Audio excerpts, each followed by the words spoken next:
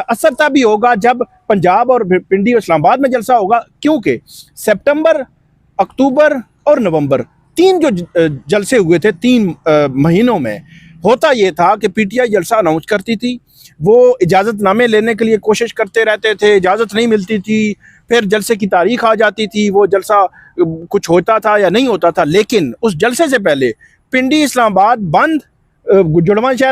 शहर बंद कर दिए जाते थे, मोटरवेज बंद होती थी, जीटी रोड बंद होता था, लाहौर बंद होता था, सरगोदा, फैसलाबाद, मतलब ये जो सेंट्रल पंजाब है इसको बंद कर दिया जाता था, खैबर पख्तूनख्वा से आने वाले रास्ते बंद। उसमें होता क्या था, एक गवर्नमेंट की एक पैनिक हमें नजर आती थी। वो जलसा कम होता था या ज्यादा होता था, लेकिन एक पैनिक थी, प्रेशर था।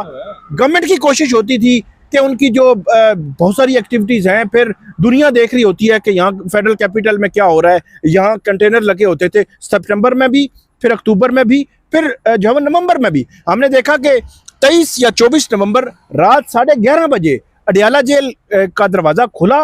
वहाँ पे ये पीटीआई की क़यादत गई, वहाँ पे बैरिस्टर गौहर या बाकी लोग थे, उसमें कुछ चीज़ें इनके बिटवीन चल रही थी, इनके दरमियान वो कंसेंसस नहीं हुआ। लेकिन रात 11:30 बजे या सुबह 7:30 बजे, आपको याद होगा, अक्टूबर का या सितंबर का जलसा रुकवाने के लिए मेरे ख्याल में एससीओ कॉन्फ्रेंस पाकिस्तान इस्लामाबाद में हो रही थी, तो आजम स्वाति साहब को सुबह 7:30 बजे वहां भेजा गया, जहां मुलाकातें नहीं होती थी। सानी केस में भी यहाँ पे एहतजाज हो रहा था, तो उनको कहा गया कि आप जो है वो ये जलसा पोस्टपोन कर दें। तो 7:30 सुबह जेल खुलना, रात 11:30 जेल खुलना, ये जेल खैबर पख्तूनख्वा में जलसे से नहीं खुलेगी, ये खुल नहीं है तो मुश्किल है। डेफिनेटली हमें पता है पीटीआई के खिलाफ जिस तरह फोर्स इस्तेमाल हो रही है, जिस तरह 7-8 ईयर्स दर्जनों दरखास्तें हैं, कोई पीटीआई का मैं समझता हूँ मेंबर या कोई उनका जो उनकी लीडरशिप है उनमें से कोई नहीं बचा जिनके